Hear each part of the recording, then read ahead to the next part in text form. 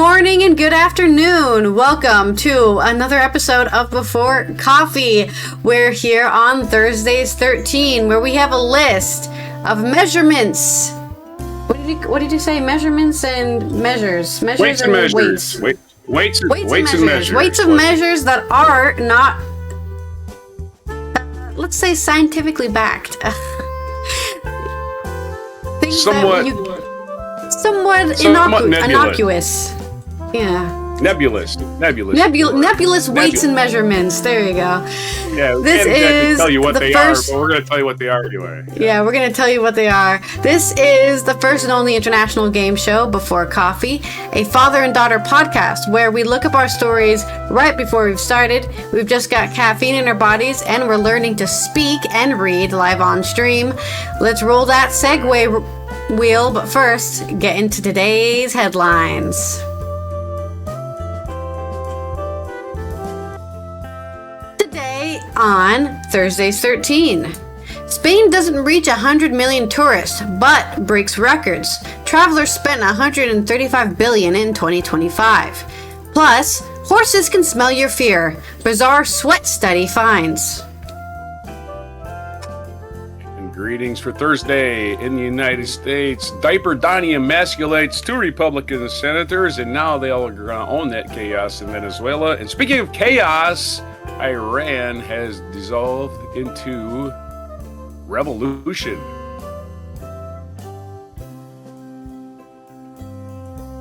Polls open in Uganda amid crackdown, fears of violence, and an internet blackout. And how far is it to your house? Well, it's a hoot and a holler. What does that even mean? It's our Thursday 13 is weights and measures. In my culture news, we're going to talk about the EFAs and why the European Film Awards matter. Hello. And it's National Hat Day, so wear a hat. That's a pretty easy thing to ask. January 15th, 2026, Before Coffee.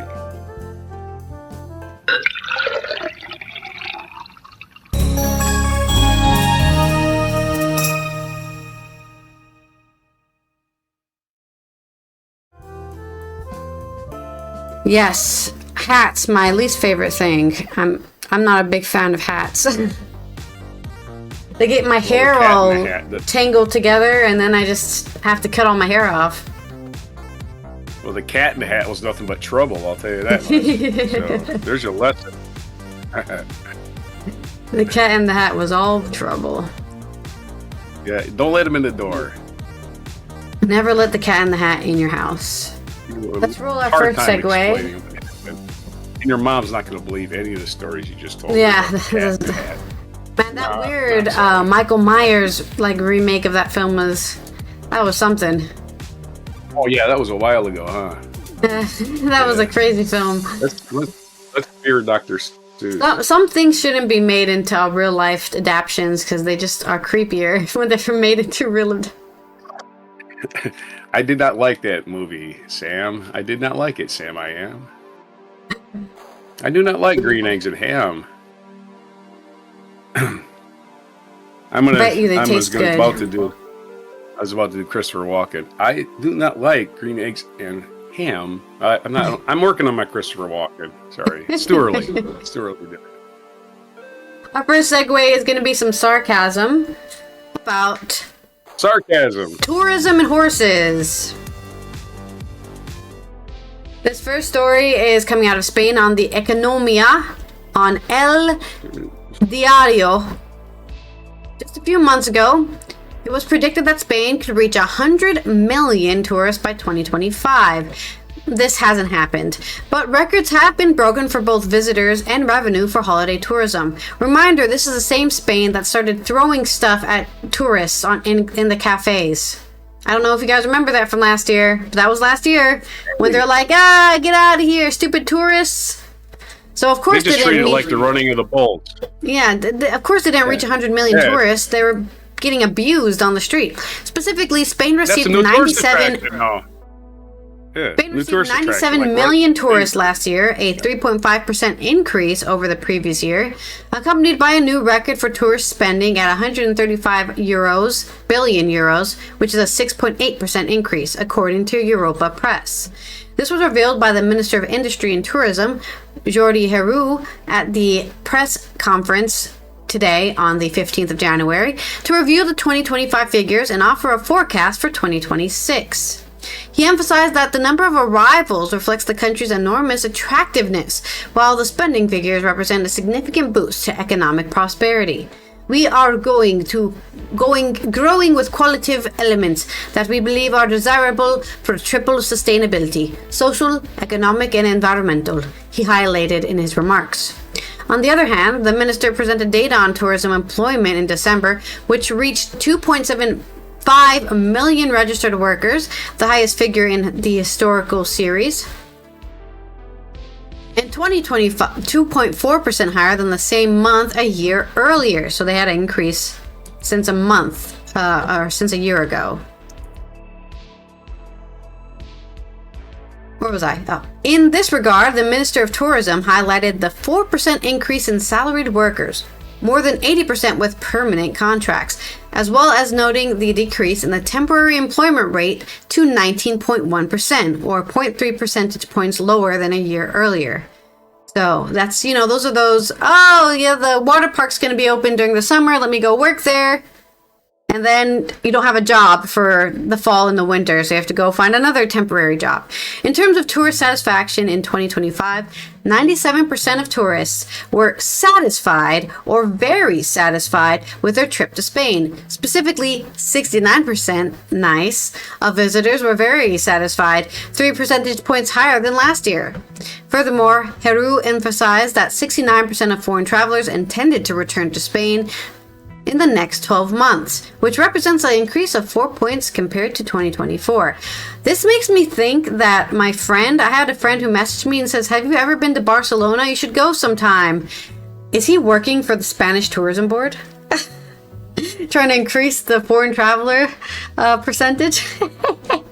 Looking ahead to 26, although he pointed out that geopolitical uncertainty is complex to predict with the current data, Spain will receive a total of 26 million tourists in the first 4 months, 3.7% more than the same period of the previous year, along with spending of 35 billion euros in the first 4 months, which represents an increase of 2.6%. From the minister's point of view, the growth forecast is the best news for destinations, citizens, and the Spanish economy, except for those people who were throwing stuff at the tourists in Spain. This is like the government versus the people, kind of not butting heads here. When assessing the data between 2019 and 2025, Hereu emphasized that tourist spending grew by 20.4%, exceeding the 10.9% increase in arrivals.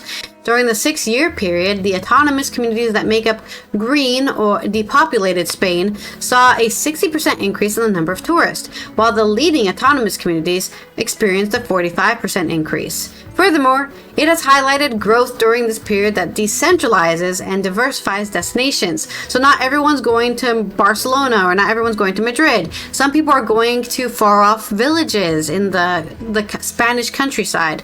Demand grows more in low-season months than in high season, in addition to expanding the origin of tourists to long-haul and higher value-added markets such as the United States and Latin America. So there's your update on... Oh, sorry, wrong camera. There's your update on tourism in Spain. Interesting, because I pretty much think the Spanish are in Spain. They just speak Spanish, right? English isn't part of the... Yeah, like most of the countries we visited a couple years ago, they spoke English everywhere, except maybe France. My sarcasm is, of course, they're all attracted to these new. They had the running of the bulls. Yeah. In Pamplona. They have the tourists are, again, attracted to these new events. The flogging of the tourists, that's a new one. And the pickpocketing of the gawkers, that attracts a lot of tourists. And the pretending I don't understand you, that's another feature that people are attracted to for Spain. Oh, no comprende, señor.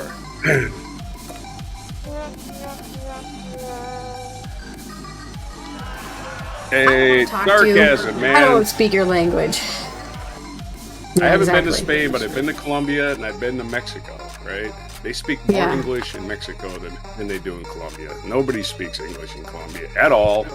And they speak the King's Spanish in Colombia, I hear. The King's Spanish? Right, the closest thing to the original textbook Spanish is somehow spoken in... No, the textbook Spanish you buy in the that's just a play on words. There's no King's Spanish. That's a play on the King's English, anyway, which none of us speak. None of us speak the King's English. We don't put E's at the end of our words. However, what my point was, if somehow Colombia speaks the closest thing to the Spanish language dictionary, even more closer than Spain does. Really? That's what they say, anyway.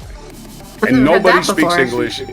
The cab drivers don't speak English in Colombia. Good luck. Nobody does. The hotel workers might. I hope so. Take a translator with you. If you don't speak Spanish, take a translator. Well, maybe it's changed since then. Who knows? Did we spin tangent? I don't think we did. No, we never do. My next story is about horses smelling human sweat. This is on... I don't get a pun. Scientific American by Marta Hill. Horses that were presented with cotton pads soaked in scared human sweat show more signs of fear themselves. Horses can smell human fear and it changes their behavior. That's the takeaway of a rather unusual experiment that involved making horses smell material soaked in human sweat and observing what they did next. The findings were published today it says today, but I actually don't know what today is for this article. January 14th. It was published on January 14th in PLOS 1.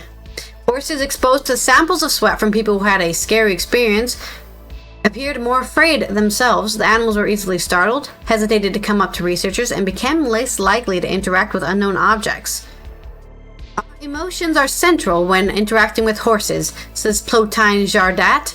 That's a person's real name? Plotine Jardat. Lead author, that's a really cool name. It sounds like a fantasy character. Lead author of the study in horse behavior and welfare researcher at France's National Research Institute for Agriculture, Food and Environment. Oh, so it should be Plotine Jardat, because he's French. If your horse does not cooperate on an exercise you are proposing, maybe trying it another day when you feel differently can be a game changer.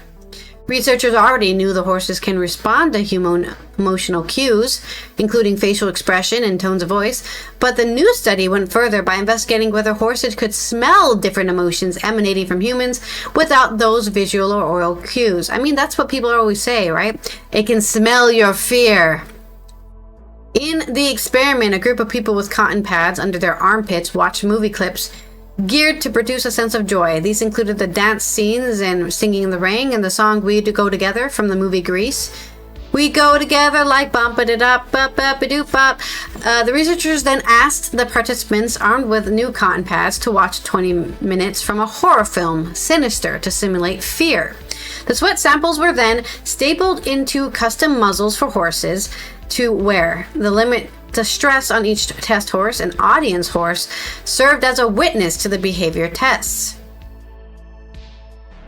The researchers first measured how often a test horse would interact with the experimenter depending on what it was smelling, both while it was being groomed and while the experimenter stood slightly apart from the animal. Horses that smelled the fear samples touched the experimenter less than those in a control group or those that smelled joyful sweat samples. The team then tested the horse's reactivity by opening an umbrella near a bucket of food. Once again, horses that smelled fear sweat showed a different reaction than those who smelled anything else. Their physical reaction to being startled were stronger, and their heart rates were higher. The last test involved presenting the horse with a novel object, a sculpture of sorts made of linoleum, plastic, and string. The researchers recorded how often a horse gazed at the object and how often the animal touched it. The horses in the fear group touched the novel object less often and stared at it from a distance more than their peers did. Taken together, the horse's reaction indicated they can sense fear from odor alone, the researchers concluded. What the study didn't answer is why horses can apparently do this. Probably the millennia of being domesticated by humans, just like dogs. Just an idea.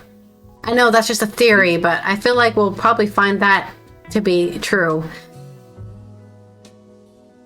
The ability could be a result of domestication, or it could stem from some underlying mammalian characteristics that we can sense fear. But regardless, perhaps don't go up to a horse immediately after watching a horror film. That sounds like a good idea. So there's your story. Some more wackiness from that we didn't get from on Wednesday. Yeah, luckily for me, I grew up with a situation comedy called Mr. Ed. Yeah, the horse, the talking horse. Could talk. Very sentient horse. It was like he was possessed by some kind of human, emotions and things. So again, I've always thought of horses as part human. It's in my brain. And the horse is a horse, of course. And no one's heard of a talking horse. That is, of course, unless that horse is the famous. What was the name of this? Is there a name of one of these horses in there? I must have missed one of them. None of the horses had names. They were just horses. Okay. Sadly, their identities have been saved. Yeah. They're in witness protection for being scared of sweat pads. Not a whole lot of horsing around with these horses. No, indeed. They intend to do, right? There's your bad pun. All right. Anyway. It wasn't a bad pun, but thanks, I guess. Hey, the George Carlin skit where he did like an Indian sergeant, like you're the Indians going to battle, and you got that sergeant, that tough, battle hardened guy out front. He's like, he's standing in front of the troops. He goes, "Knock off the horseplay! Hey everybody, knock off the horseplay! Hey, you guys over there play with a horse? Knock it off!" And it was actual horseplay. Never mind. That's my George Carlin impression for today. I'm going to do comedy routines from now on. All right. Yeah, don't look at me. I can't do any impressions. I can do John Cleese. I can do a big, long John Cleese. The one where he's a Freemason. He's trying to become a Freemason.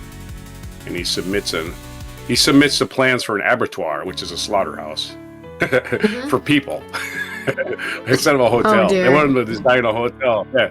Well, we got room. We're going to architect in our Freemasonry, and we need to build a hotel or whatever. He submits plans for an abattoir, and they're like, "Well, we don't like your plans. It's a nice abattoir." And then he goes off on them. It's a great speech. I memorize it though from a young age. Maybe I'll recite it. I was thinking about doing it for forensics. We say this thing called forensics, but there was too much swearing in it. So anyway, That's hard to keep out the swearing. Yeah, I know. All right. You Next the segue wheel, right? roll. All right. Let's I've write it become the there. segue wheel, and I'm going to remind me of a song. Yes. A song about, the first one's about, very short, because, hey, people are morons these days. This is from NBC News. Senate blocks measure to restrict Venezuela strikes after Diaper Donnie flips 2 Republicans. And who are these cowards? We're just going to name these cowards and move on, basically. This is written by Sahil Kapoor, Brendan Leach, and Frank Throp V. Holy crap, they love that name in Frank Throp's family, don't they? Frank Throp. The Senate voted 51-50 on Wednesday to effectively block a resolution that would have prevented Stinky the Clown from using military force in Venezuela without a congressional approval after 2 Republicans turned into the cowards they already were. Senator Josh Hawley, a Republican of Missouri, and Todd Young, Republican of Indiana, voted last week to advance a resolution required Trump to seek prior approval from Congress to strike Venezuela. But after Trump attacked and pressured them, because they're cowards, and this is what cowards do, they stand firmly on that ground until they're not standing firmly on the ground anymore, because they decided they're not going to defend anything. Their own reputations don't even matter to them. They just probably getting blackmailed. I'm just thinking, these 2 are the most blackmailable senators still not being pressured? I'm not even sure. I mean, Marjorie Taylor Greene has more backbone, more sack than either one of these cowards. That's my little editorial. The vote broke 50-50. Then Vice President JD, I'm a real boy. I can't say it right with conviction. I'm a real boy. There you go. JD Vance cast the tie-breaking vote to scuttle the War Powers resolution. Voting to move forward with the resolution Wednesday were 47 Democratic members, plus Rand Paul has a backbone. Lisa Murkowski of Alaska has a backbone. And Susan Collins. Oh, two women. Look at men. No balls. Women have more balls than you. Look at you, you cowards. The measure led by That's Tim always Kaine been the truth, though, so not surprising. I won't say anything nice about Susan Collins ever again, by the way. She needs to go. She's a disgrace. She voted for Brett Kavanaugh after saying, oh, I don't know, being a sexual molester's bad, but I agree with his politics. You know, Trump could have just nominated somebody with the same politics, right? So she's an idiot. Hawley said he changed his mind after he received a letter from Marco Rubio. Oh, Marco Rubio's got some hidden tapes on him doing something nefarious. Who assured him there are no U.S. ground troops in Venezuela. Oh, yeah, there currently isn't.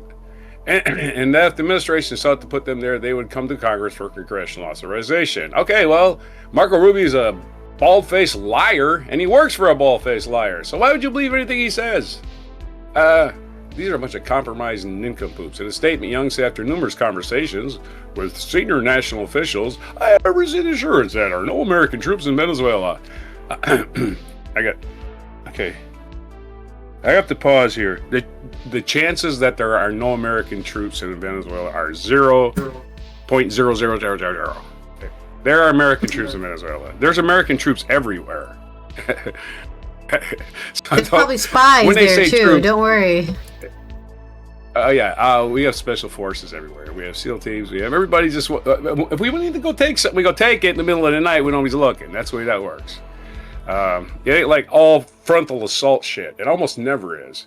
Senate Majority Leader Chuck Schumer, Democrat of New York, who championed the war powers measure, said it was necessary to assert Congress's role and put a check on the president.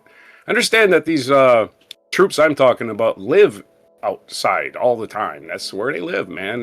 That's their deal, and they don't mind sleeping in the jungle. Well, I'm sure they mind. You know, ants are sleeping with you and chewing your face off every night.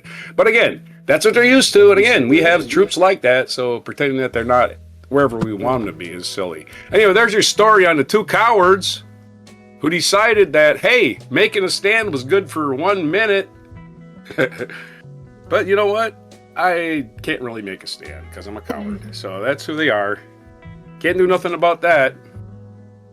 They're in the Senate. Yeah, it's sadly the state of how things are now. Instead of politicians standing for anything, they just stand for whatever somebody tells them to do.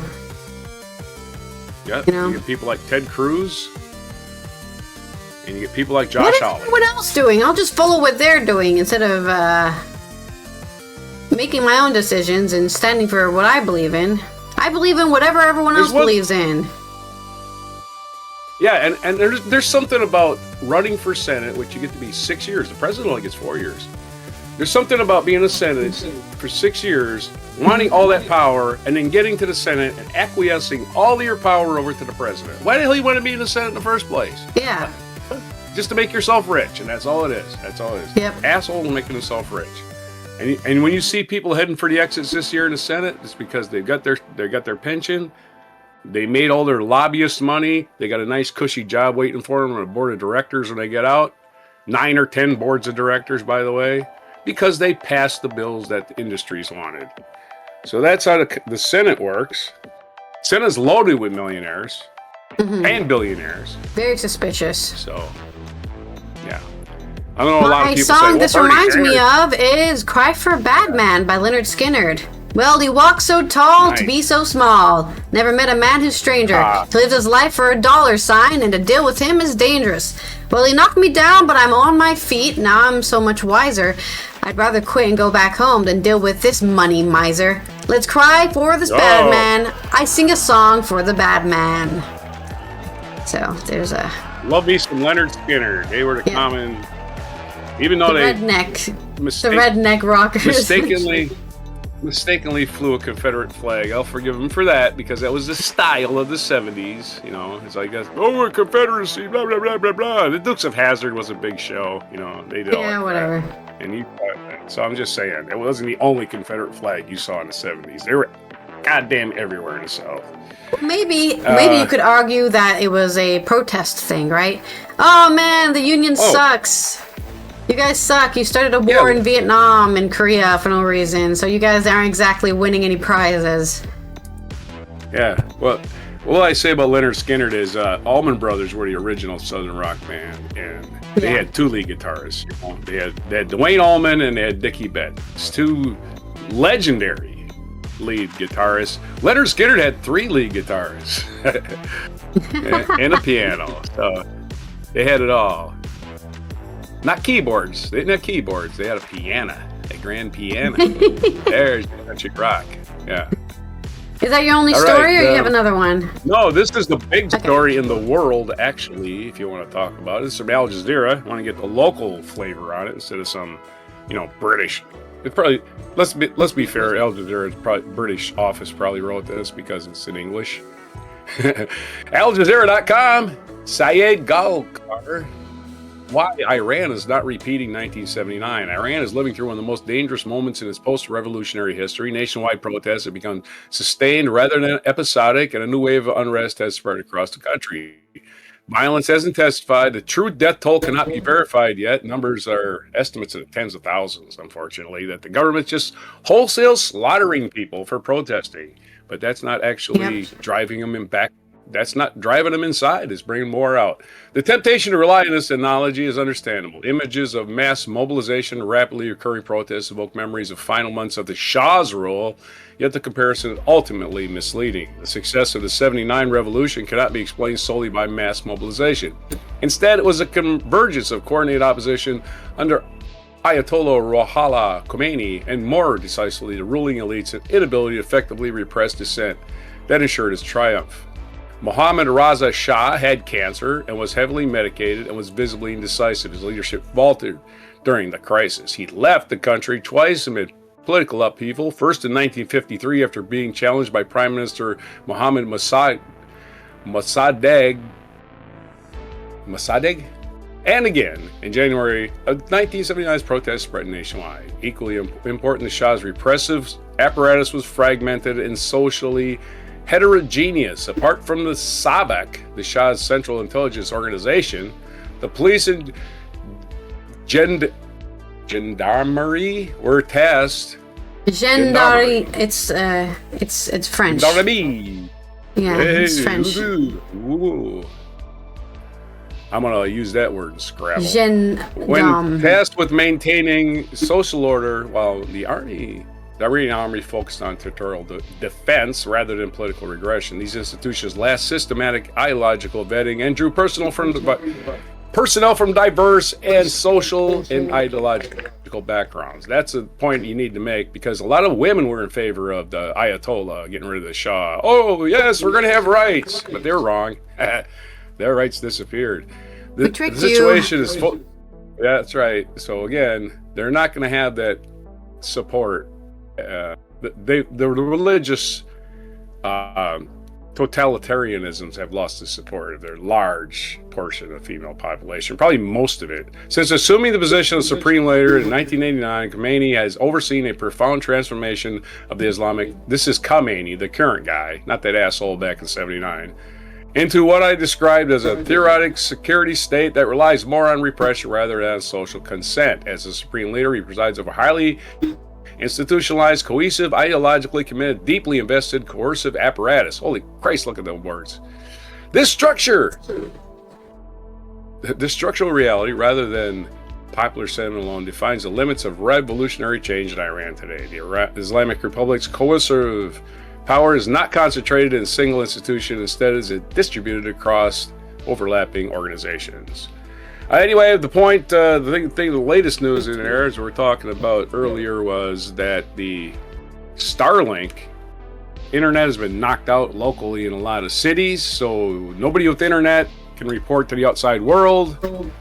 It's sporadic. I mean, it's working out in the countryside because they can't jam everybody. I mean, they're only jamming a set. You can't exactly jam a satellite from the ground unless you're really putting out a lot of power and that kind of thing. It has to be a stationary site, and you can just bomb that.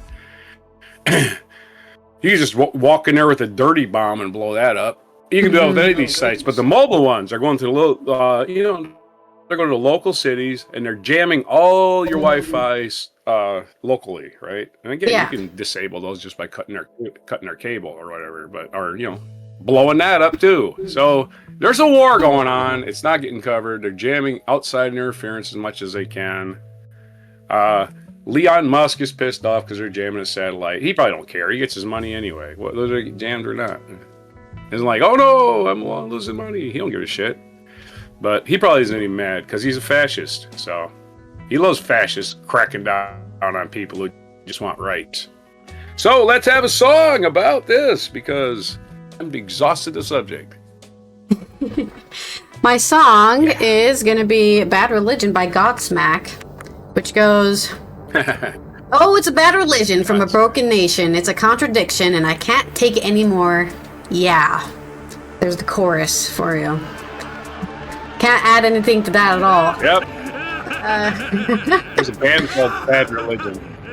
Yes, I know, but they don't have a song called Bad Religion. I know. So. But maybe they do. No, I looked. I was like, and none of their songs are really about that either. So it's fine. It's a great. Let's roll our segue wheel for our next song. Or sorry, not our next song. Our next segue. Our next song. Give me another song. I just start singing. Our next segue is limerick. It was almost alliteration headline. Limerick, right on the cusp. A limerication. I got one story for you, and it's about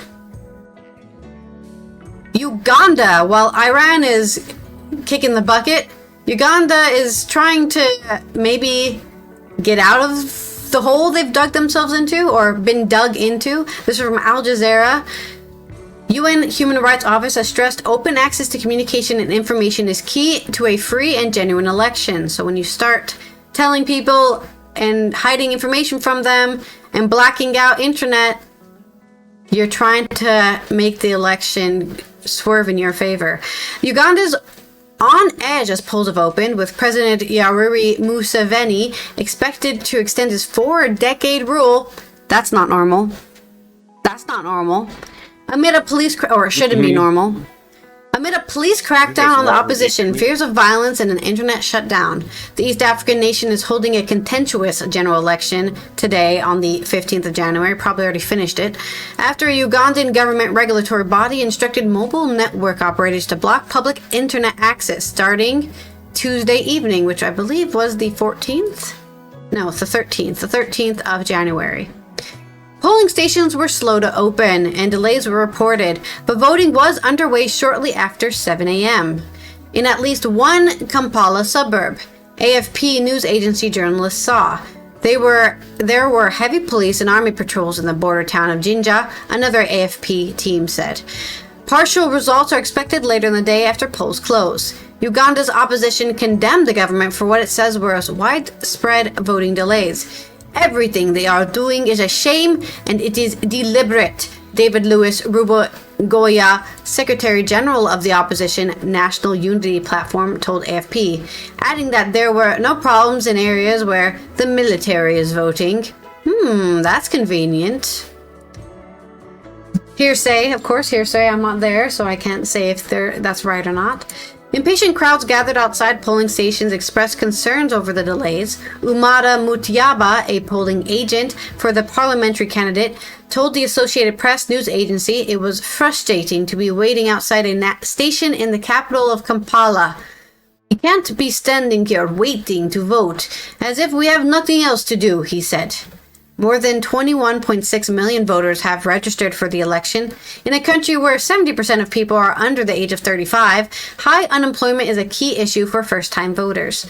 The local Daily Monitor newspaper ran a full page on how to election-proof your home, advising citizens to reinforce doors and windows and designate a safe room in case of unrest. The United Nations Human Rights Office stressed yesterday on the 14th of January, that open access to communication and information is key to a free and genuine election. All Ugandans must be able to take part in shaping their future and the future of their country, it said. The government of Museveni, who's 81, some people live too long. This is a great example of somebody who lives too long.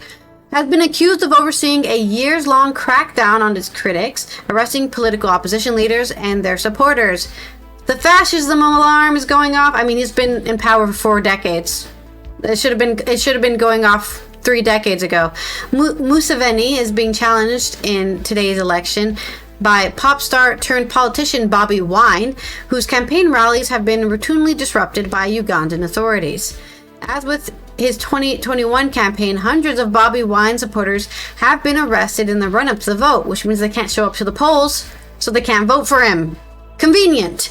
He has been wearing a flak jacket at rallies, describing the election as war and Museveni as a military dictator. We are very aware that they are planning to rig the election, to brutalize people, to kill people, and they don't want the rest of the world to see, Bobi Wine told AFP. The UN Human Rights Office last week warned the Ugandans that would be heading to polls amid widespread repression and intimidation against the political opposition, human rights defenders and journalists, and those with dissenting views. The Ugandan Communications Commission defended the internet shutdown as necessary to curb misinformation, disinformation, electoral fraud, and related risks. Yeah, whatever you say, buddy. There's your news on how, hey, don't take your elections for granted, because at least this isn't happening to you. You don't have to worry about a unrest happening because, I don't know, a soldier decides to punch a voter in the face because they said something against the president or whatever. The dictator. We shouldn't call him a president. Dictator. Just a second. Oh, good. Continue. I got one more line. I have nothing else to say, sadly. Well, I think I pretty much covered how I feel about this story. The young Ugandans are wanting a different future for themselves, and this dictator is not doing anything for them. Okay. Voting is underway from Kampala. To vote, citizens will willingly crawl.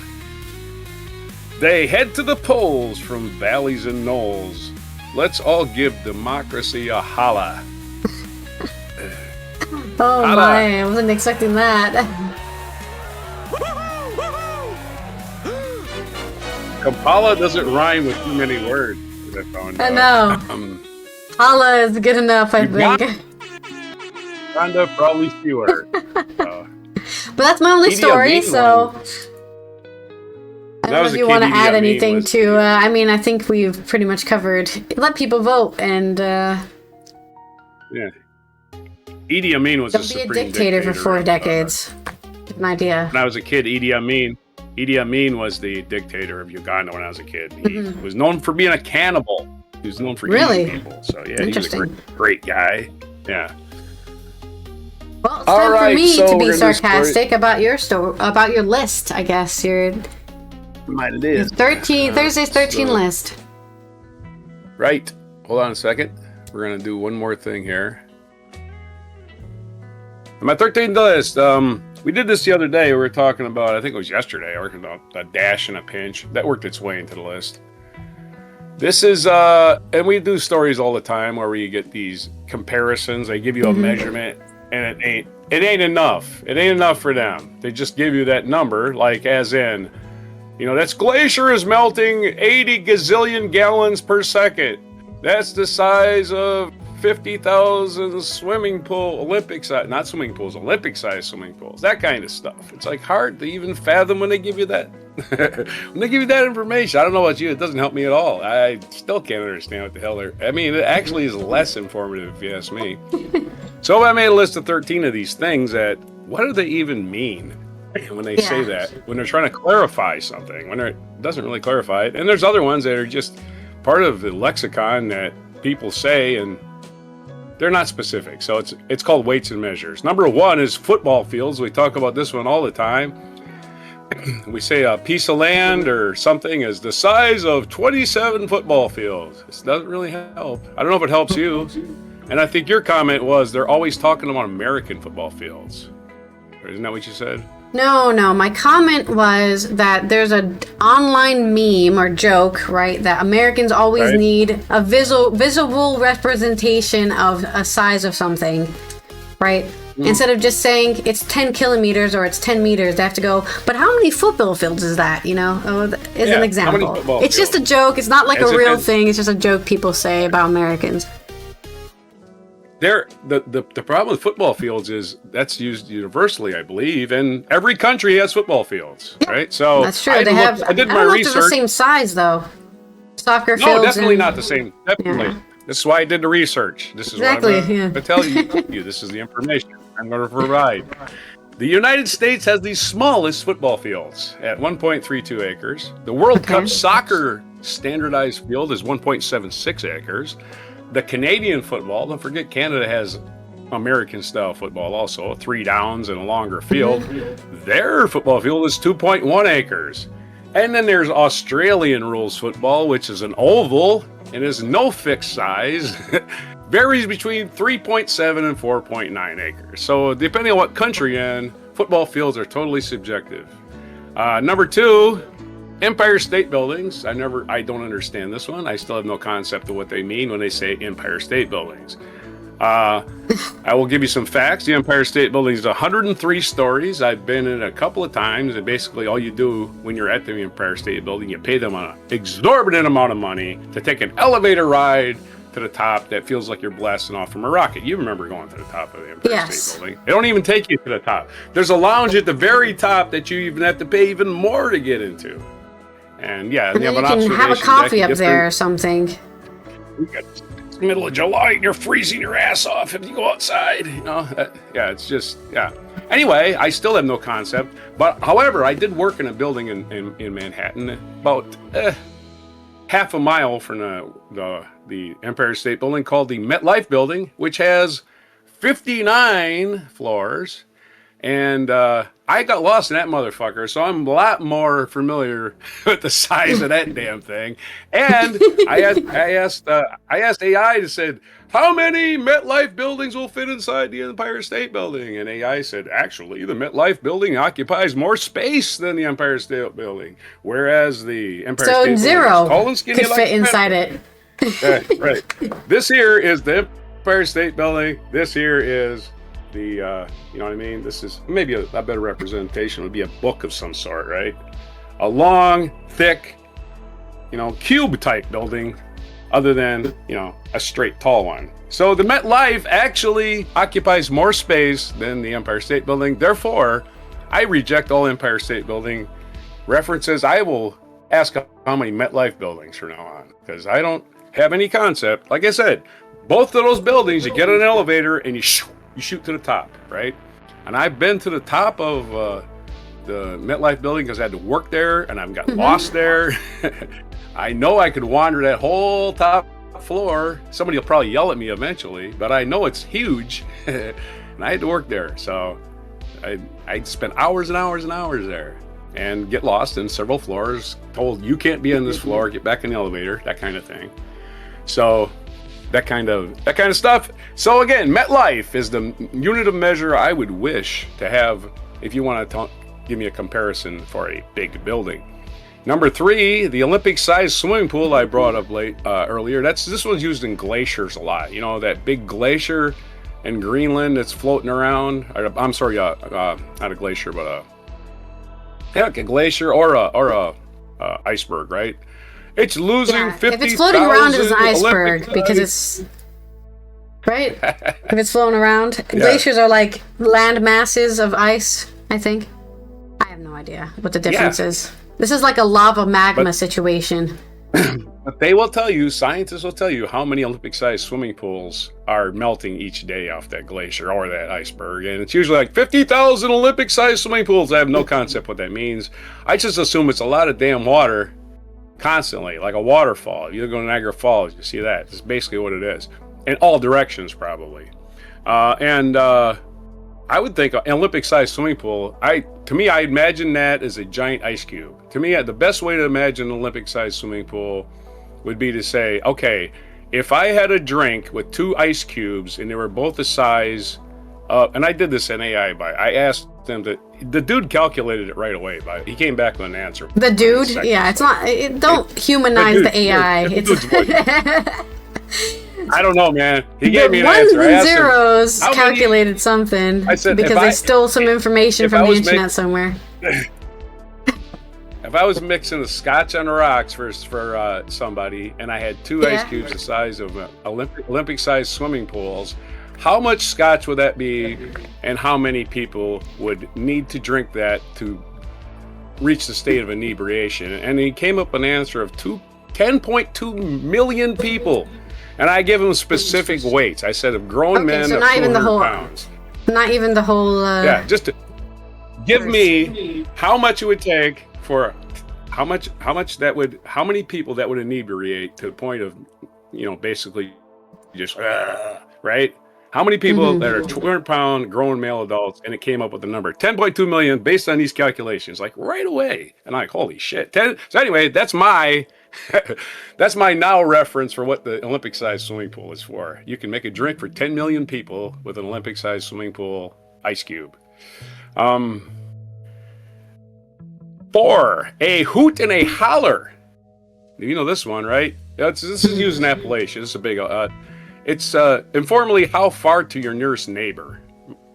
Like a hoot and a holler. A hoot is like hoot, hoot in your mountains, right? And your neighbors... Like you can hear an owl hooting from that distance. Right, you can hear everything, right?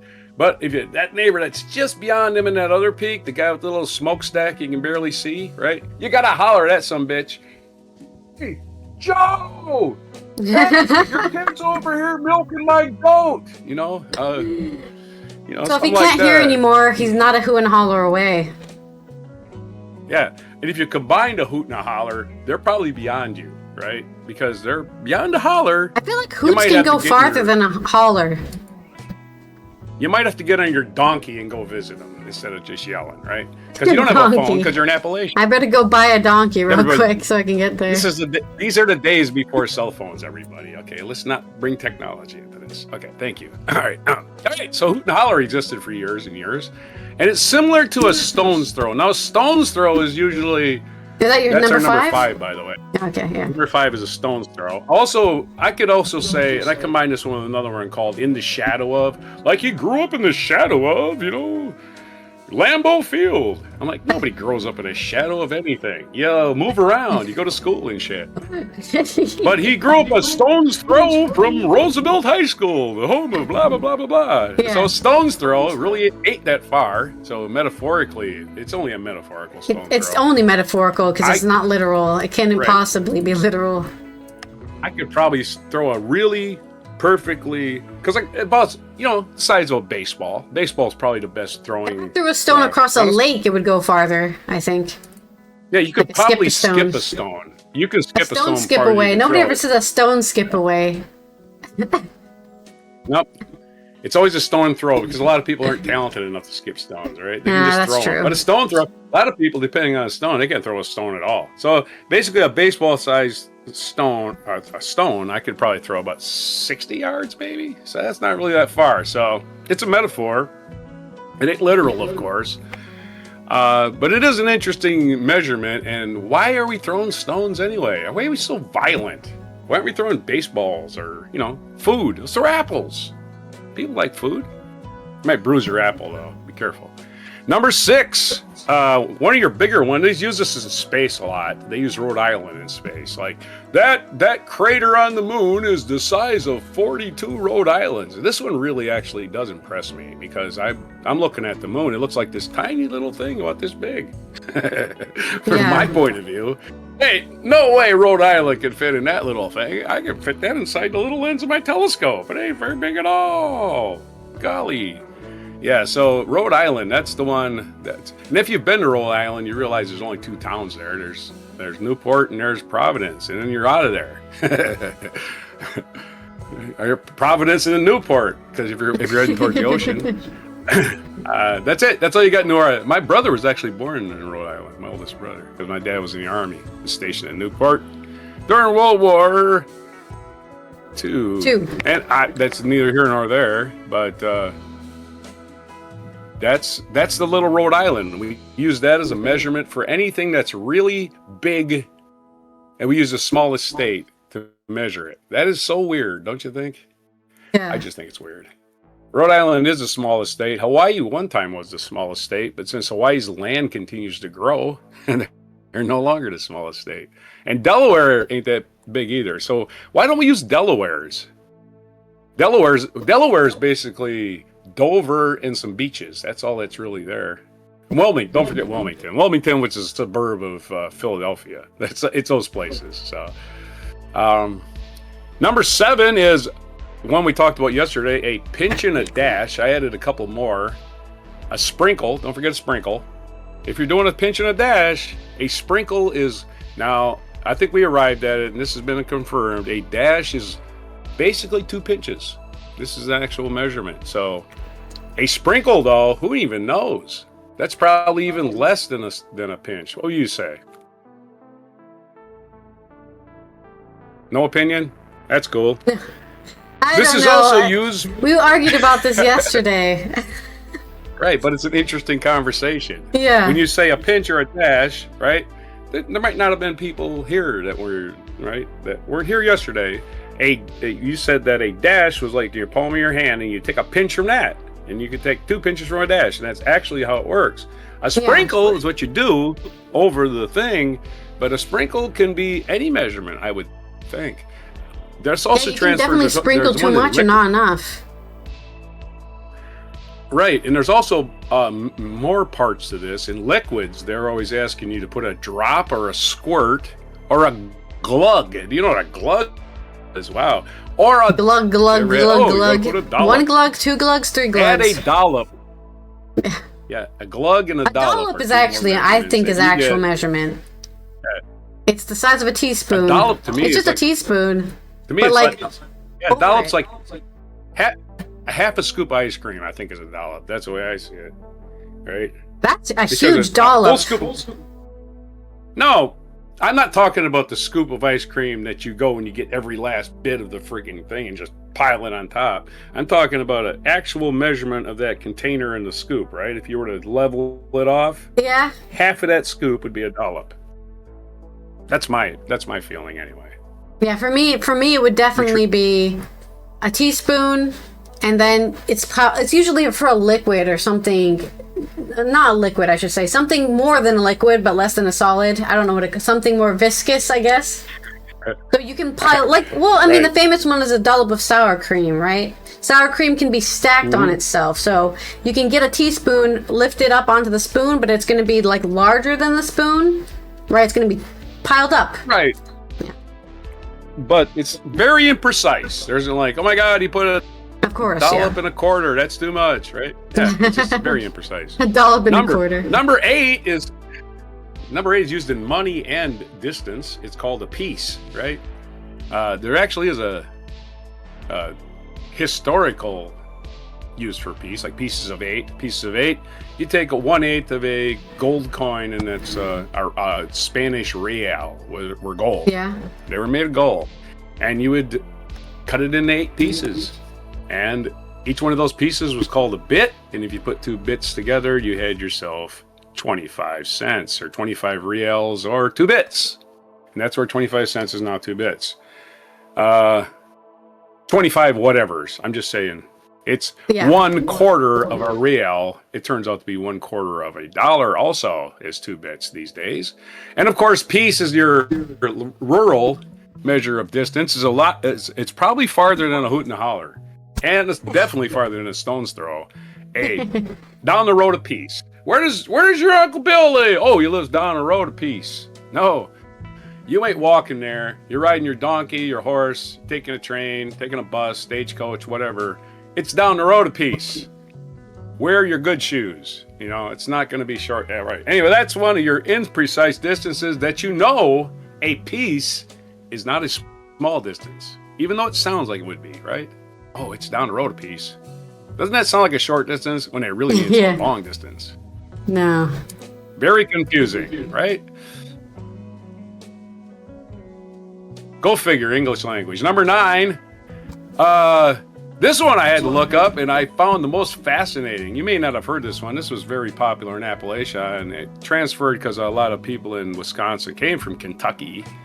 A coon's age. I haven't seen you in a coon's age, which is supposed to be defined as a really long period of time, right? But it turns out coons only live to be about 3 years, about 23 years. So if you not that legitimately, alternatively, people say, I haven't seen you in a blue moon. And it turns out a blue moon occurs with the absolutely same frequency as a coon's age. So they're exactly the same measurment. Oh, really? But these are actual measurements we can measure. That's crazy. Yeah, a coon lives to be 2 or 3 years in Appalachia, in the wild. I mean, if you've got a pet raccoon, they can live 20 years because you're taking care of them. Mm-hmm. However, a blue moon on average occurs every 2.7 years. So the lifespan of a coon. That is just amazing. I think it's amazing. Amazing coincidence of language that they're exactly the same thing. Yeah, instead of saying just 3 years, you just use a moon instead. Or you can say coon's age or blue moon, and they're exactly the same. That blew my mind. I had to go walk outside after that when I found it. I said, really? Because I had to look the shit up, right? I looked the shit up. First I asked AI, and AI just gives you an answer. And then you gotta look it up. That's actually true. Okay, so anyway, number 10 is a measurement of time. And there's 2 measurements of time I want to talk about. One of them is kingdom come. I've been waiting since kingdom come. First of all, kingdom come means like the rapture, doesn't it? Something like that. But people use it all the time. I've been waiting for you since kingdom come. I want to be sitting here till kingdom come. That's a long damn time to be. I've been standing in this line forever, they say, but forever's stupid. I've been standing in this line since kingdom come. Or I'll do that until kingdom come. And the next one, of course, is something that people from the country may understand more than people from the city, is until the cows come home. This is all part of number 10. Cows come home or kingdom come are kind of the same thing. I'll be here till the cows come home. Well, the cows come home every night. They want to get milked. What's the big deal about that? But it's still a reference that people use for waiting a long damn time for something. So those 2 measurements are totally imprecise. You can't nail them down. People say they've been waiting since kingdom come when they've been standing in line for an hour. People say they're going to stick it out till the cows come home. May legitimately want to stick it out for 4 or 5 days, but the cows come home way before them 4 or 5 days because cows are hungry and they don't like being they don't like being in the dark in a field somewhere. Yeah. Imagine walking around with your breast that is leaking milk everywhere. Right? You're not happy. You want to get milk. No. You want to go home. So they do come home every night. All right. So that's your number 10. Number 11 is a New York minute. Everything can change in a New York minute. Flash of a pan. And that measurement is not exactly a minute. It's not even a second. It's probably measured in nanoseconds. And do you know where that saying came from? New York minute. Hello? Is this thing on? No, I don't know where it came from. Oh, I thought you were going to say you did. Oh, Johnny Carson made a joke. The New York minute is the actual measurement. The actual measure, it's nanoseconds actually. It's the measure of time between a green light and a horn activating behind you is a New York minute. Okay. It's likely nanoseconds. Green light, guy behind it. This is Manhattan, by the way, not all of New York. Yeah. Because the Manhattan traffic, as you've seen for yourself, is a nightmare. Don't even own a car in Manhattan. Just don't walk. Take the subway. It's pointless owning a car. You got to pay to park it for one thing. Anyway, number 12. So you know what New York Minute means, right? You know what that means. Yep. People say that things can change on New York Minute. Country mile. Now the country mile is not a real mile. It's even farther than. I don't know if it's farther than a piece. I imagine a piece is a little bit farther than a country mile, but I have no real assurance that that's true.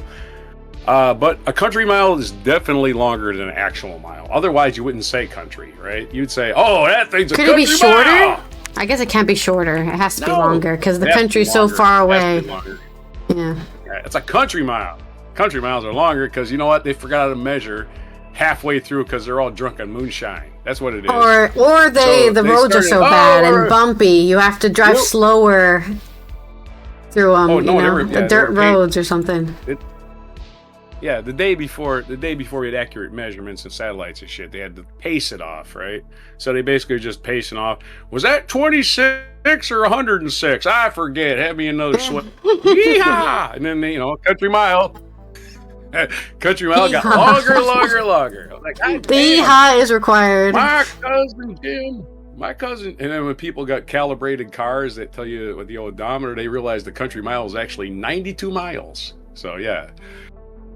Number 13, over yonder.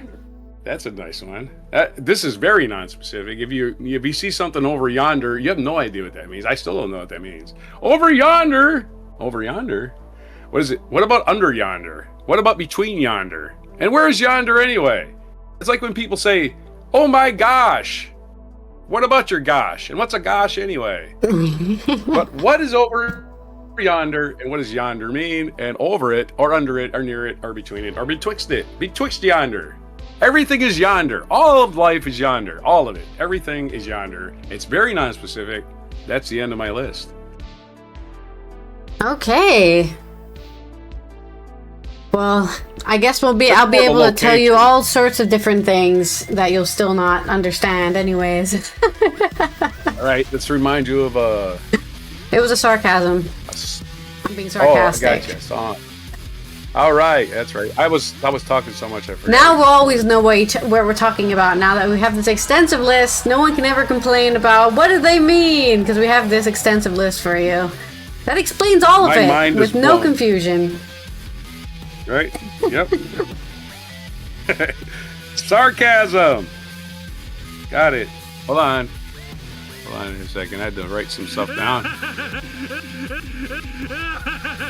And oh no.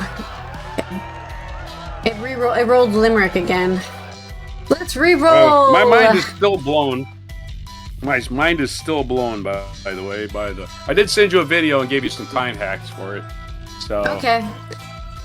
Our next segue is tell a joke. Joke. I'm still blown. My mind is still blown. My mind is still blown about the Blue Moon Coons Age thing. Your mind is still blown. You just can't. They're exactly the same. I mean, they're exactly the same. Even though they're not specific, they're exactly the same. Anyway. Crazy. It is a crazy coincidence. Our next story is about. If I can find my stories. Here they are.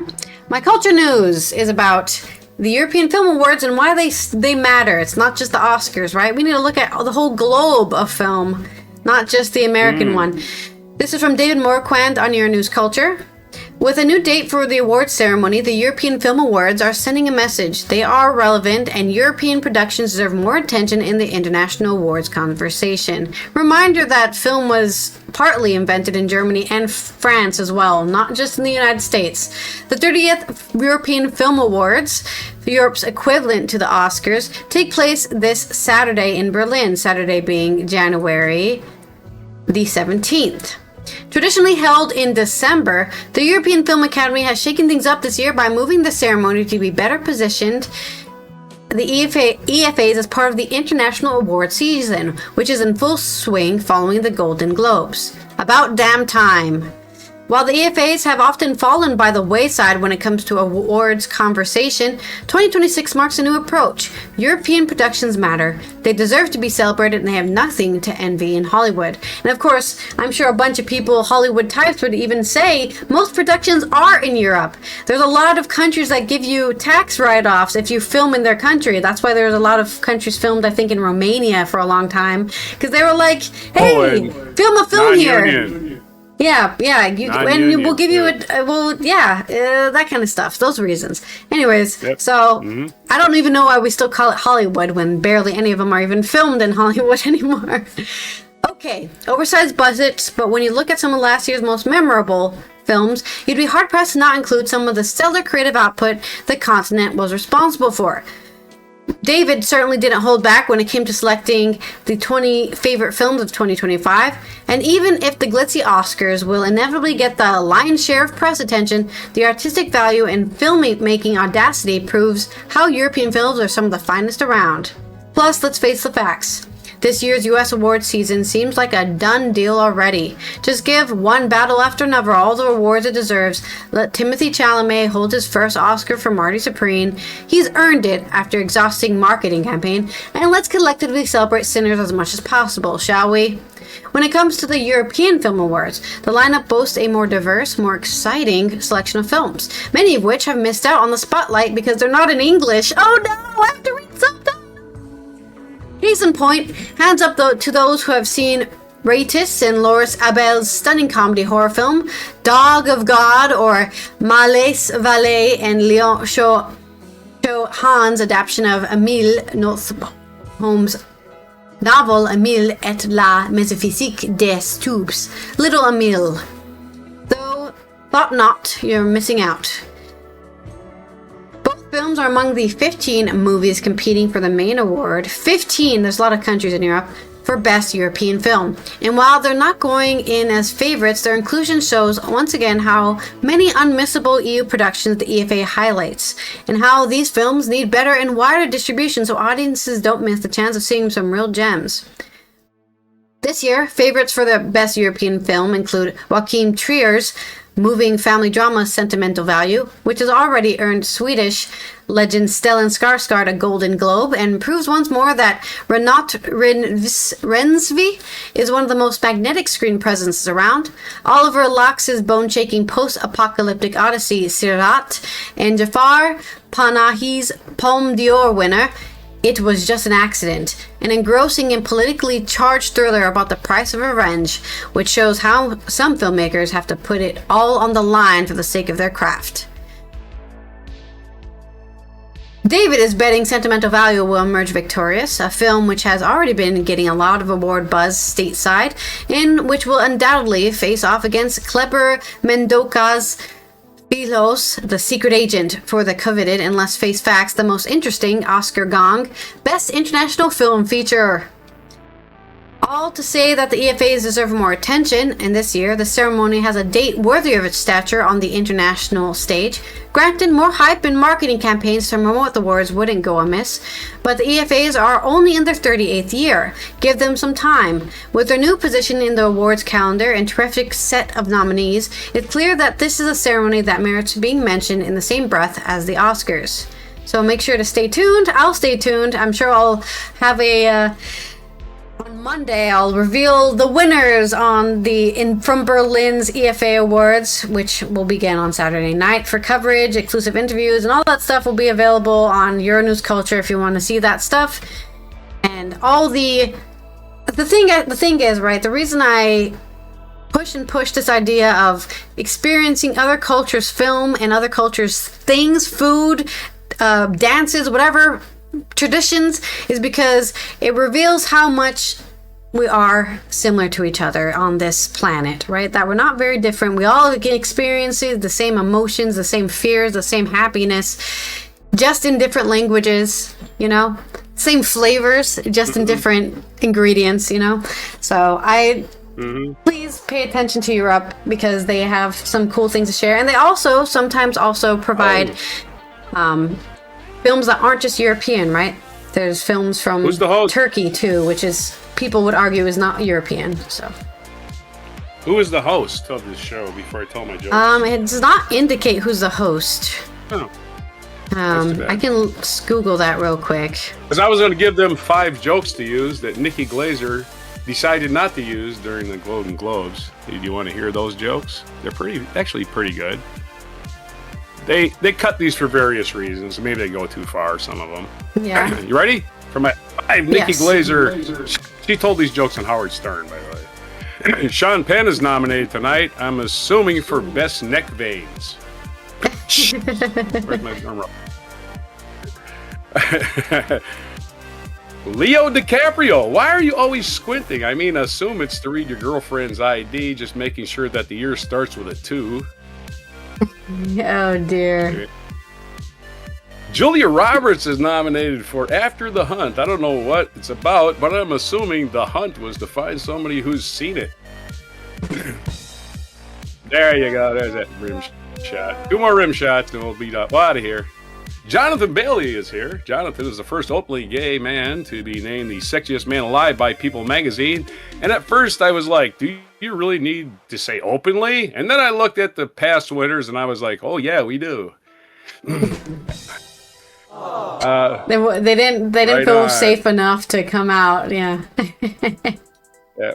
Or everybody just knew it, right? He's like, aha. And our last joke. Jeff Goldblum is here tonight. Not because he's nominated, just because they were shooting an ad for apartments.com down the street. He just kind of wandered in. Jeff is doing ads for apartments.com is hilarious. You haven't lived in an apartment since you were a fly.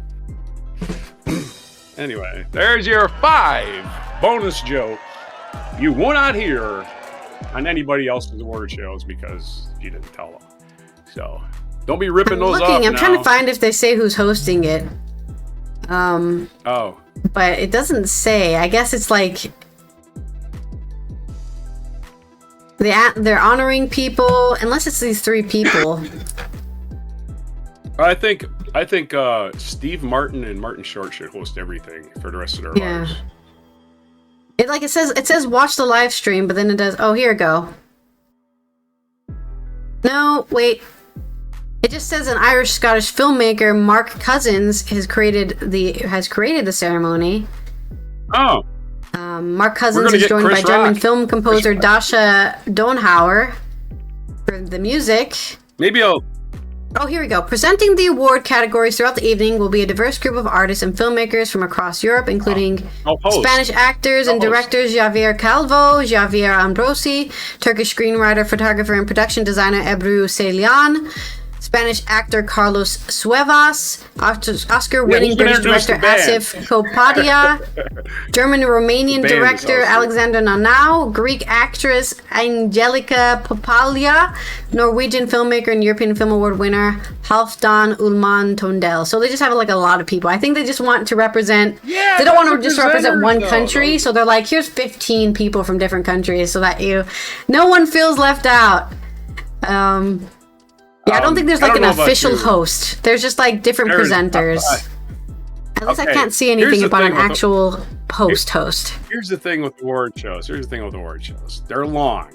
They are long. You can tell me they're not going to be long. They're always long. They always go over, right? They run a lot of commercials at a time, so you can go take a huge bathroom break. They do stuff like that. The thing is, these awards will be live streamed on the European Film Awards website, so it's not going to even... I mean, I'm sure it might be on TV, but you can just straight up log in to the website and watch it there. The point I'm about to make has not been made yet. The thing I'm saying about these award shows is they're really long, and you need a host to move the show along. Plus, a lot of people tune in just because of the host, right? If I knew Ricky Gervais was hosting the Golden Globes, I'd tune in. And if I knew Ricky Gervais was hosting this, I might tune in. Just because of that. Because he's going to offend people. Not because I think he's the funniest person in the world. Because he don't care if he offends people. And that's what comedy needs.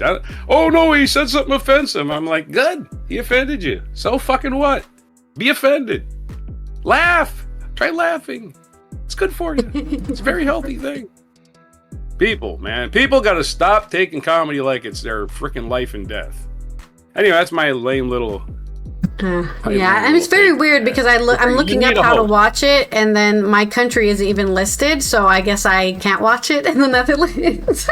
I watch I watched Nikki Glazer's monologue because I like her, and the first thing I noticed is like she's had work, and of course she brought it up. She's had work. Yeah, she looks different. Yeah. Anyway. Well, thank you for your jokes, and let's roll that segue wheel for this day in history. I think we're going to add a break right now, so the ad break is about to finish. So she's doing the. Hopefully, she's not doing the Joan Rivers, right? She had way too much plastic surgery, but she joked about it all the time. But that's how she died, unfortunately. On the table. Let's have a metaphor and simile, or simile for this day in history. All right, I haven't had a metaphor in a while. 1759 on this day, January the 15th, the British Museum, which counts. Oh, here we go. Stole some more stuff again, did they? British Museums looted other places worldwide, which counts amongst its notable antiquities the archaeological holdings of the Elgin marbles. Elgin lost his marbles, and they're in England. Haha, there's a joke. The Rosetta Stone, which again belongs squarely in the middle of London. A large collection of Benin bronzes, again, from Africa, open to the public in London. It had been established by an act of Parliament in 1753 to store their loot. And that's what it is, loot. 1842, St. Mary MacKillop, who was the first Australian beatified. I almost said that word differently. St. Mary MacKillop, who was the first Australian beatified. Put another shrimp on the Barbie. She was born on this day in Melbourne. And she was beatified by the Roman Catholic Church and the first Australian. We already did that. They said it twice. From the Department of Redundancy Department comes that sentence. She was the first Australian beatified by the Roman Catholic Church and the first Australian to be recognized as one of its saints. Does that mean the same thing? Hello, redundancy.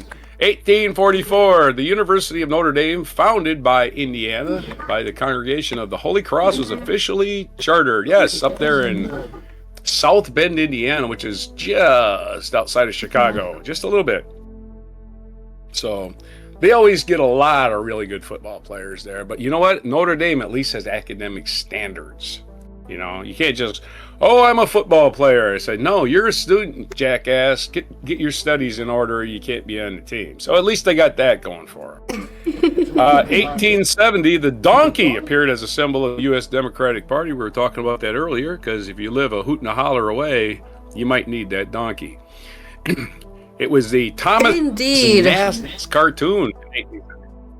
Thomas Nast wrote this cartoon in 1870. I'm not sure the word nasty came from him, but hey, he wrote a lot of nasty cartoons, literally, because his name was Nast. Right? You could say those cartoons are nasty. Very nasty. In fact, completely nasty. 1896, photographer Matthew Brady died alone and virtually forgotten in a hospital charity ward in New York City. You know Matthew Brady, who cataloged the entire American Civil War.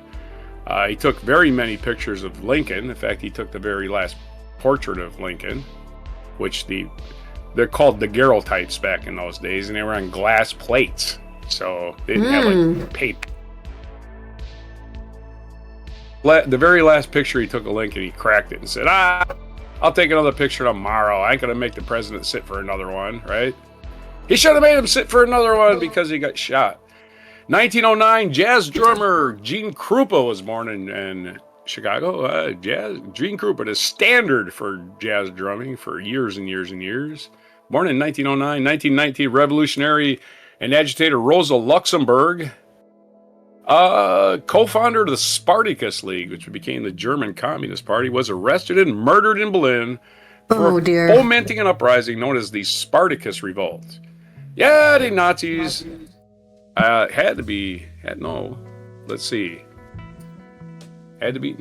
Nazis weren't in charge in 1919, but they were an anti-communist government because they just, World War II was over, and World War I was over, and they were afraid of the Bolsheviks because spilling on over the border somehow.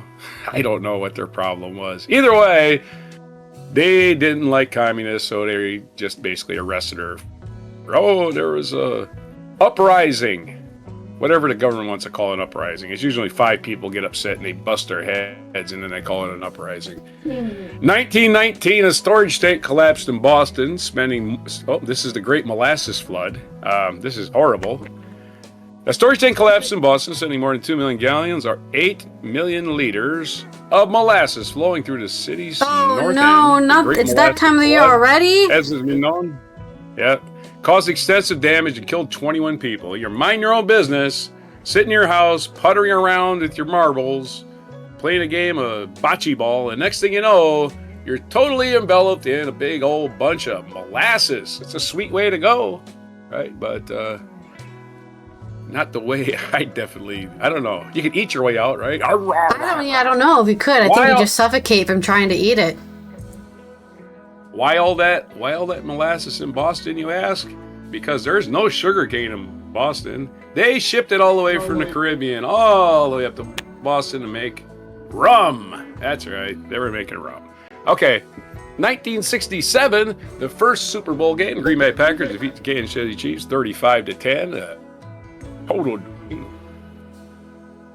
franchise's one of their brighter moments. 1970, American television series Happy Days, a nostalgic comedies set in the 1950s and early 60s, premiere on ABC. And Happy Days made the 50s last about 20 years, I think. Just like MASH made the Korean War last 12 years. 2001, Wikipedia. Yeah, it was founded by Jimmy Wales. Jimmy Wales, hell yeah. Spelt the way you would spell the country. A free internet-based encyclopedia that operates under an open-source management style debuted. Wikipedia is a great source. Don't use it as a source in your college papers, but you use their source. Actually, at this point, you can. Does provide their source. I'm just saying, Wikipedia can be edited by users, and you can just not anymore. They changed that stuff ages not really? ago. Okay. Yeah. It's more accredited than freaking ChatGPT, I can tell you that much. I'd rather somebody use Wikipedia than use ChatGPT. But I just always check your sources. Even if it's if it's your frickin' AI, don't even use Grok. Grok is just going to send you, porn with your grandmother in it, Just don't do anything with Grok. But go to actual AI you trust, ask it a question and go, hey, where's your sources? It should be able to tell you, right? And then you can look up the sources for yourself. And then if they're wrong, well, I say this is complete horse. You can do your own research, people. It ain't that freaking hard. Don't just accept, well, the guy in the news is yelling about something. I need to care about it. No, that's not how it works, man. You are the people. The people in the news work for you, right? If you don't buy the shit that's advertised on their channel, they'll never make any money. So stop punching those clowns. They're trying to feed you propaganda. This is all they do now. They're trying to keep you in line, to keep you on one side of a fence. Not going to meet your neighbor and go, hey, you know what? We got a lot in common. Nope. They want to keep you at each other's throats because they go to the bank every time this happens. In 2009, U.S., another terrible, well, actually good news. Could have been terrible. I remember watching this live with a bunch of Secret Service agents because I was setting up for Obama's inauguration in 2009. So I was down by the Anacostia River and like a trailer set up, like a temporary trailer set up, setting up all these comms and video links and stuff I can't talk about. But I'm sitting there watching this plane. This is the U.S. Airways Flight 1549, Captain Sully Sullenberger. On this day, Sully Sullenberger III landed in the Hudson River after the plane flew into a flock of Canada geese. Shortly after takeoff, resulting in severe damage to the plane's engine, there were no fatalities. I mean, what's this live on TV? I'm like, wow. We're sitting there like having a real moment. I don't really know these guys, by the way. I just worked for them, right? I'm just there pulling cables and shit. And we stopped everything to watch this. Anyway, that was 2009, 17 years ago already. Holy shit, do I miss Obama. 2025, a ceasefire between Israel and Hamas was announced. Oh, you might as well not even talk about that. And it totally worked, and we're totally still doing it right now. It lasted 2 months, which means we stopped. It's not historically relevant at this point, yeah. In other words, Israel launched a ridiculous attack on civilians and innocent bystanders and journalists, and they killed more journalists, they killed more hostages. They didn't get most of the hostages back. They were still killed. A lot of them. They got all the bodies back, and that's basically when they're. I heard they even killed their own hostages. They even killed the hostages themselves, so they didn't have to worry about getting them back. Well, you're gonna believe people that bomb hospitals. Yeah. I don't know. I'm just saying. What, you bomb hospitals? Oh, that's because there's terrorists in there. You can't go in and just take out a couple terrorists with a freaking commando raid. You got to kill a bunch of civilians. What is the point of this? You're the terrorists, guys. So all of this, they're terrorists and we're not bullshit. I'm tired of it. 1797, the London riot, that wasn't. So why are we reporting on it? This says, here's a bit of a write-up. It says, a top hat almost certainly did not cause a riot in London on this day in 1797, but the story of this supposed riot, traditionally blamed on the haberdasher John Hetherington, has a thread of truth. The top hat was a new kind of hat in the 1790s, and people were often surprised when they saw a man wearing something on his head that was shaped like a chimney and reached as much as 2 feet in height. So there you go. Like the Abe Lincoln hat. We just talked about Lincoln a minute ago. But apparently there was no riot. Not a whole lot of information there. It's Martin Luther King's actual birthday, American civil rights activist and religious leader. He was born January 15th, 1929. Probably next Monday they'll be celebrating that. Unless that racist pile of shit, Donald Trump has canceled it. Individual states still celebrate it, so fuck that pile of shit. He's just a racist, and he's a child molester. And if you haven't heard of Sasha Riley yet, you might want to do a little Google search on Sasha Riley. You want the updates on the Epstein files, and oh yeah, they were molesting little boys too, but we've talked about that before. Other birthdays today, off that unpleasantness. 1918, Gamal Abdel Nasser, president of Egypt.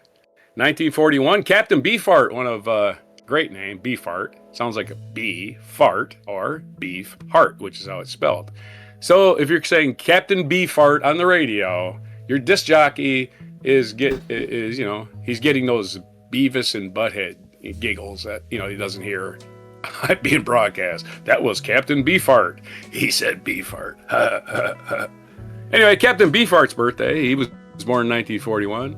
Bernard Hopkins, American boxer, born in 1965. He's turning 61. Drew Brees is born in 1979 during the Iranian Revolution. The last 1979, Drew Brees, American football player, Super Bowl champion. Drew. And 1981 is the birthday. 1981 is the birthday of Haji Diouf, is a Senegalese athlete. National days today. It is Get to Know Your Customers Day. Yeah, get to know your customers because they return. National Bagel Day. If you sell your customers a bagel, they'll probably return. National Hat bagel. Day. National Strawberry Ice Cream Day. I love me some strawberry ice cream. I drink strawberry shakes. I like the strawberry shake in the summertime. That's like more refreshing than anything to me. But that's just a personal thing. And it's National Booch Day. If you like the kombucha, your probiotics. Drink that spoiled cider. Drink it all. There's a reason your stomach sucks, and it's probably because your gut is all messed up. You need some good bacteria down there. And then you get your poop back to normal. So that's your poop news. Your mispronunciations, your limericks, your, I guess we haven't had a haiku yet.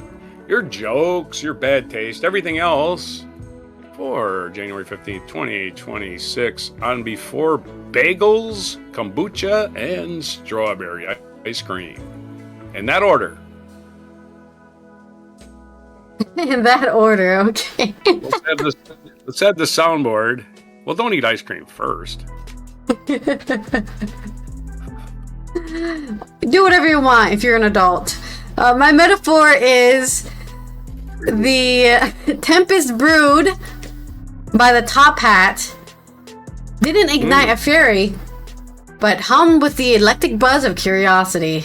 What is that thing, and why is it on your head? You're telling me I don't even know how you made it. No. Yeah, but everyone was wearing top hats back then after that, so he definitely made a... Right. Yeah, I guess maybe it made you look taller, right? Hey! And you can't see over a crowd now because there's a bunch of friggin' hats in a way. That's Weird, huh? And it's not even anything like Lincoln's hat, which was even taller. And let's not forget the Mad Hatter from Alice in Wonderland. Alice in Wonderland, yeah. Yeah, wearing a hat, it was associated with being insane, right? The Mad Hatter. Think about it. So your haberdasher riots supposedly never really happened. And the Mad Hatter did, though, and at least in somebody's cocaine fueled or opium fueled fever dreams. Something like that, yeah. Whatever he was on at the right Alice in Wonderland. Yeah. Definitely Anyway, on there's something. your shows. I don't have any international days still, which we've already gone over, so nothing to report there. This has been Alison here from the Netherlands, Roger from the East Coast of the US as we finish off Thursday's 13. Go use those mysterious measurements, I guess, there's your alliteration, to figure out how to explain something to somebody. And we will see you tomorrow for the Friday news dump, in which we'll tell you all the news you need to hear. So you don't have to worry about it over the weekend. Make sure you subscribe to the Before Coffee podcast channel on YouTube so that we can let YouTube know people enjoy watching this podcast, and it'll share it to more people on the website. And of course, I appreciate everyone who's already subscribed and following on Twitch and supporting us on Patreon for as low as $1 a month. Let's go to our mic drop moment. Good morning. Hi. 15 years. That's an awful long time for a rock group or any kind of a group to stay together. Is it a long time? Wow, that's kind of a rude thing to say. I got the answer to that. You one. do? This is 1980. Sheer intense Well, she's burning referencing the hatred and Beatles. revenge. Right? Oh, okay. It cements. Back then, rock groups were I a new figure thing. personally that if I stick it out long enough, one of these guys is going to leave an opening and I'll be able to get him. I bet you do, though, have to have arguments. I mean, anyone that's together that much of the time is, how do you, when you're having things are a little shaky in the group, how do you get up and go on and A little shaky. do your number? We get high together on the ignore each other. couch. On that level, you know. Have you set up rules, though, for yourself to try to deal with this? I think they're trying not to It's say hard we after just get 15 high. years, you know, you can't make rules for That's what for they people want to who say. know I'm you sure that's what 15 they years do. worth of knowing you. I mean, you know. Any rule Piss me has off. a loophole in it. Yeah, right. You know what? And Here, after 15 have some years, weed, sit on the there's couch and loophole. shut Like, up. for instance, if I don't like the way he does his hair, you know, Do you? there's not much I can do about it anymore. There are cares? now 6 of you. I think there were 5 when you first started out. Are they pretty much all the same people as you were The 15 dead years known ago? for Well, there were tripping, 5 not of us necessarily originally. One for of the original smoking members weed. has Smoking weed's gone to just the everything. great Well, beyond, we think. I'm just And, saying, the rest like, of that's us, probably yeah, what they want to since say then is like, we've oh, we just recruited get a few other high together stooges. and then we don't care. 2 other stooges. What's the Oh. Great Beyond? Do you look forward to going to the Great Beyond, or do You'll you like see, the idea of staying you know, together the- for another 15 years? I think worth doing is No, worth doing well. Did they stay- I guess they talking did stay about together physical for another Stick 15 together long years. enough, maybe we'll get it eventually. You They know, stayed I together covered, till a couple of your 96. concerts as a reporter here in New Oh, York. okay, that's not only 15 inside years. where the music was going on, but outside where the 96. hordes and hordes of young kids were trying to Derek, break the door down 95 and or get in. Your 96, yeah. fans are unbelievable. Might have been later than The that. Deadheads, they call It them. was the 90s. Don't believe What do you in them. think about them? I mean, they almost like it's like a worship thing. They're actually real good people. They're not. They're game. Yeah, they're game. I mean, they They're go game. to concerts night after night knowing that, knowing as we know that Yeah, they're we have game. a That's good such. night, so we have I a know good it's night, the- as may just be, you using know? this. No, I'm just saying using And, the saying. It just like. And they're Yeah, that willing to explains take it the all. chances. Their we don't game. play a set show or anything like that. Yeah. So it's always different. I heard some have even quit their jobs to follow you across the country. We went down to Radio City Music Hall the other night and stood out in front, and we stopped a few of them, and I thought you might enjoy hearing what some of them had to say. That'd be Listen to this. nice. All right, my name's Stopped them, DJ they were waiting in Bassan, and line. I'm waiting here That's for when Grateful we Dead. stopped Well, I think he just means like, I waited online for you know, that's what they say when they 3 interview days. people. Tonight is my 75th concert. The Dead Congratulations. care about their fans, and they play That's music an interesting. that their fans like. They make That's an interesting costume. good. And I try to go to every concert they perform because they're the best at what they do. The Dead are just beautiful. They make beautiful music. They offer something that nobody I like else the offers. boyfriend. And Look at it's, and there's a family, a big family. The Dead, you know, that's where most of my money goes. I just love them so much. Why? Why? Because it's just their music, the people, the atmosphere, everything around here. I love this guy. There's so much love around. Definitely. The people, Yeah, we're all spread the brothers love. and sisters here. We're This here to guy in see the background, grateful. definitely, man. Okay, now that brings to mind to me a number of questions. First of all, they said you care about your fans. I mean, do you feel a real commitment to these people who are so dedicated to you? Well, Yeah, more let than them that, say we no, feel a right? commitment On to the like, music. actually, I mean, fucking we hate chase the those music guys. just Please as stop hard and giving as us fast money. as we possibly can. And What a if we- stupid if we question do to that ask in well, public. Then they're going to be satisfied. We figure.